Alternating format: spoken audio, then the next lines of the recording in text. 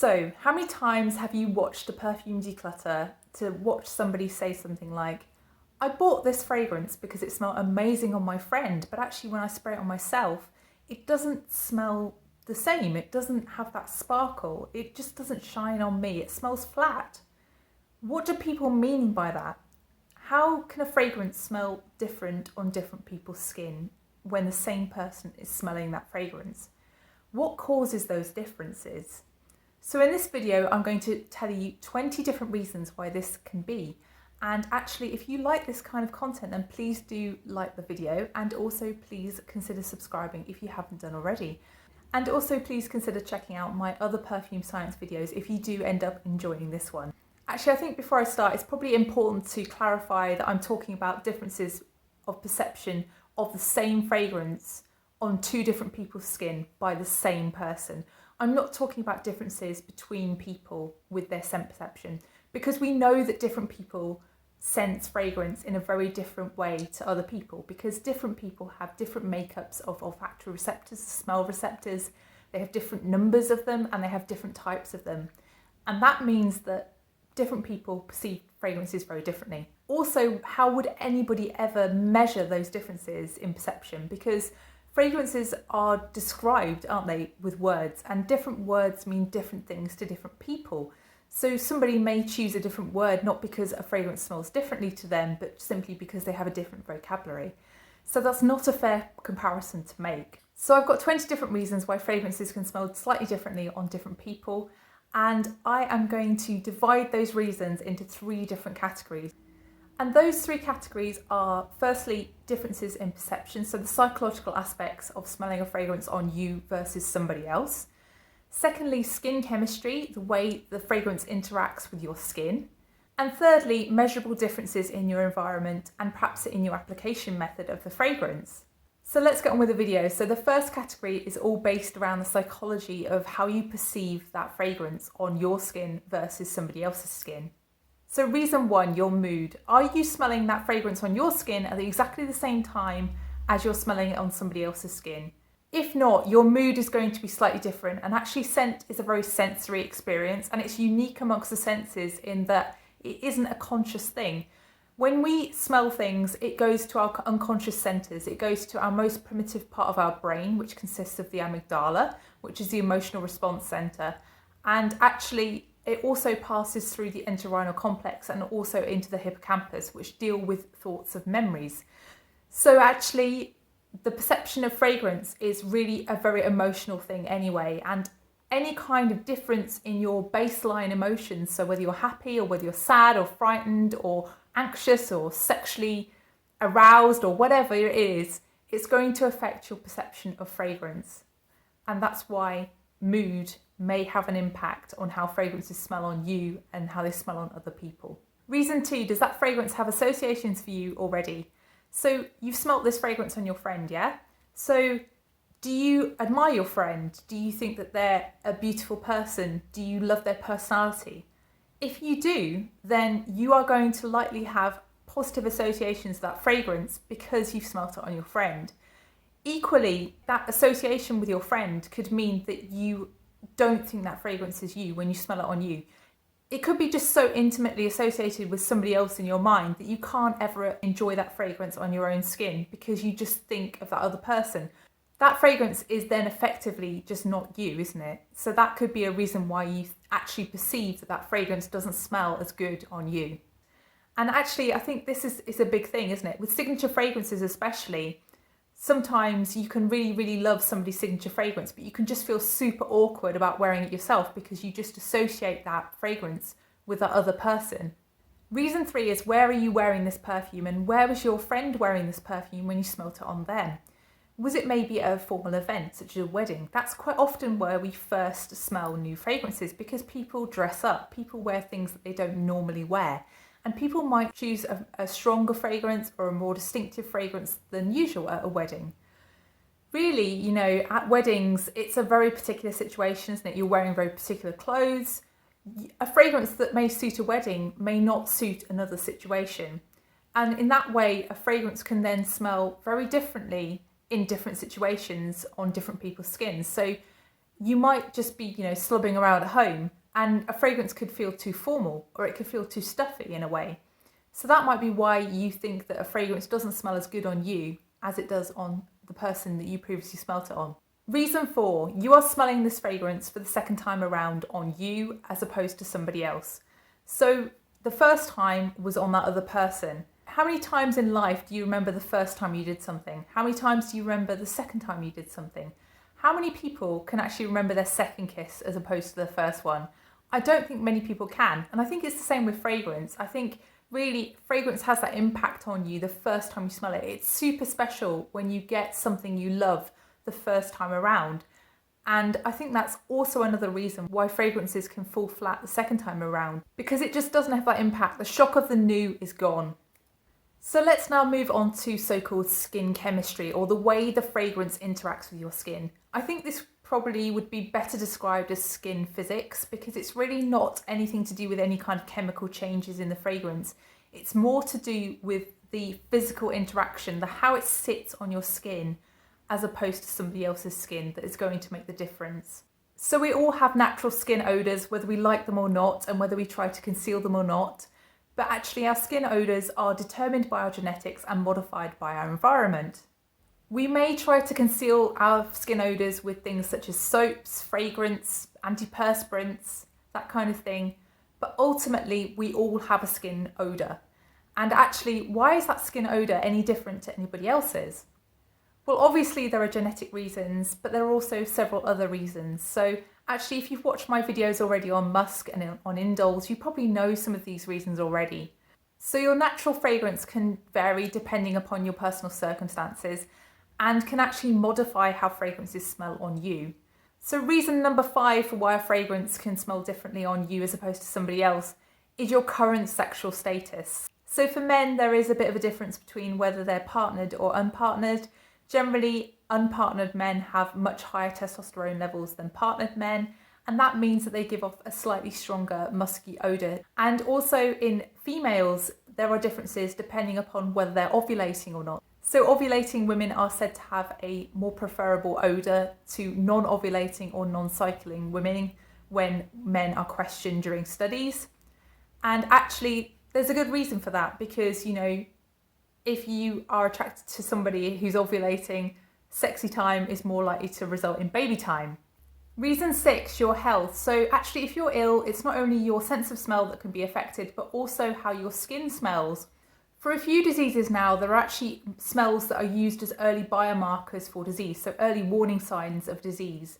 And actually, one of the most famous ones is Parkinson's disease. So there was a case where a woman noticed that her husband suddenly developed a musty odour, and she was actually somebody who had hyperosmia, so an enhanced sense of smell. And actually this smell persisted, and 12 years later this guy was diagnosed with Parkinson's disease. And this woman would attend support groups with her husband, and she noticed that this musky odour was actually coming from all these other patients in these support groups, and she mentioned it to a clinician. The clinician then decided to investigate and gave her numerous t-shirts from people who did or didn't have Parkinson's disease. And in every single case of patients with Parkinson's disease, she identified the t-shirt as being from someone with that disease. In one of the cases of the controls, the people who were said not to have the disease, she also said that one of those people did have the disease. And actually 8 months later, that person was also diagnosed with Parkinson's disease. So just from that one example with that one disease, you can see just how much of an impact disease status is going to have on your skin odour. Reason 7, you're experiencing some kind of strong emotions. So people who are experiencing strong emotions are known to produce different skin scents. And actually this has been experimentally tested. So people experiencing, for example, fear or anxiety, they were asked to wear t-shirts, and then the t-shirts were given to other people. And the people the t-shirts were given to produced empathetic kind of responses in response to the smells of the t-shirts, suggesting that there's some kind of universal code as to how skin fragrance changes depending upon our emotions. So it's clear that if you're experiencing a different emotion to the person who was originally wearing the fragrance may itself smell differently on you because it's mixing with different kinds of skin scents.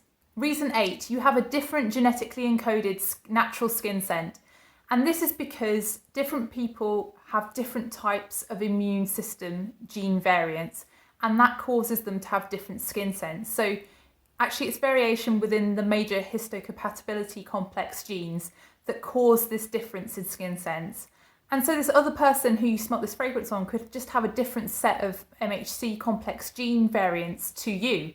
And that may be why the fragrance smells different on them. Of course, back in time, us being able to determine whether someone had a different type of immune system gene variation to us was very important, because if you mixed and mated with somebody who had a different type of MHC complex to yourself, then you were going to produce much more evolutionary fit children, and that would be important for spreading your genes on.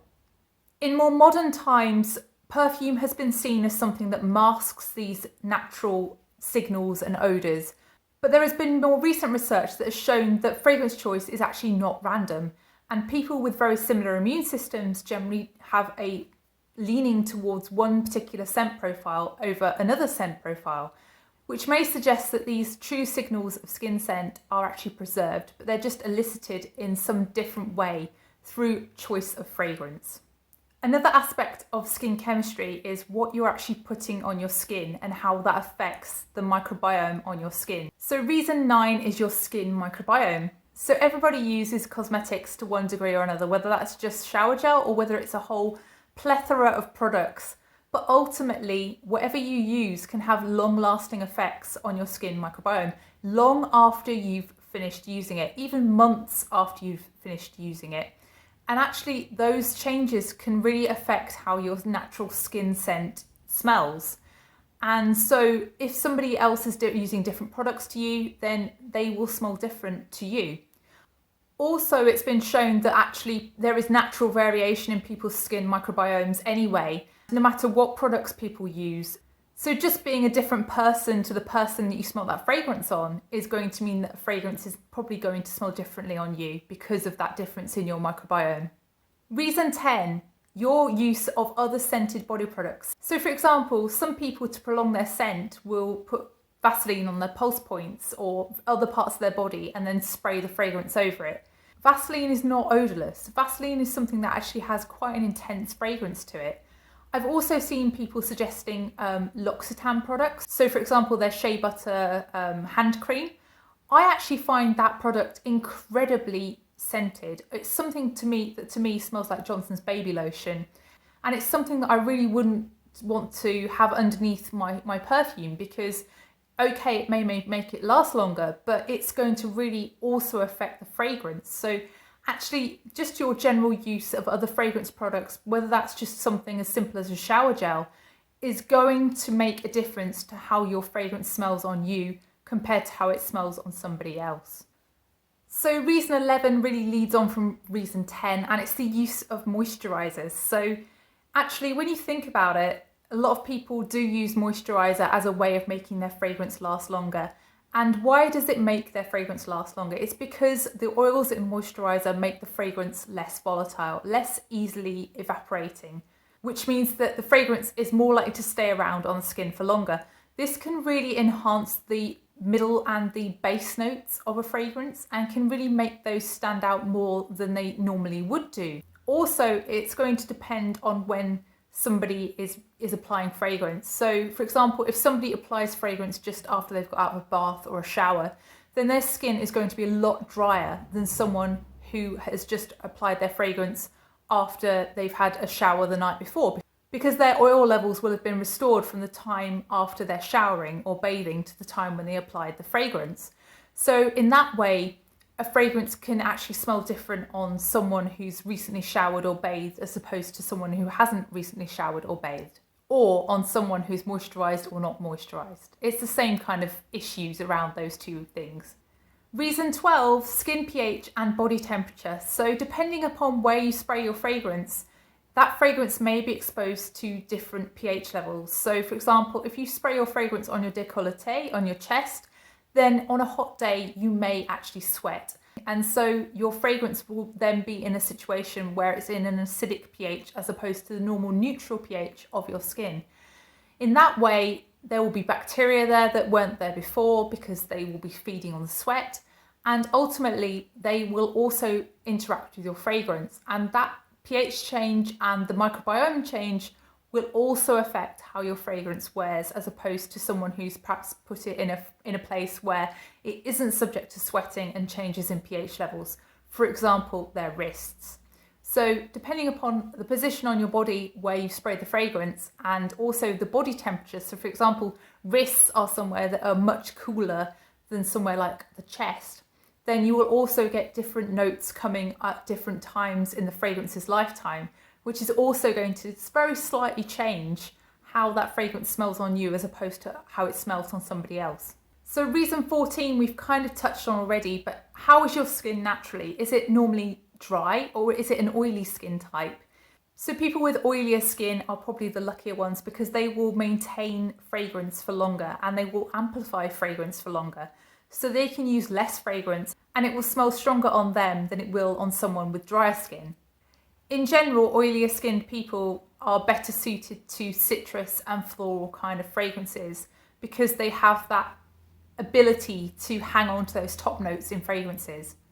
But conversely, sweeter fragrances can actually smell off-putting on oilier skins. But obviously, it's completely personal choice and it's your own experience with your skin type. On the other hand, drier skins will tend to enhance top notes. So top notes will actually go very quickly, but they will be very, very strong on people with drier skin. So that's why they may sort of stay away from very light florals or citrusy kind of fragrances, because those notes don't tend to suit drier skinned people.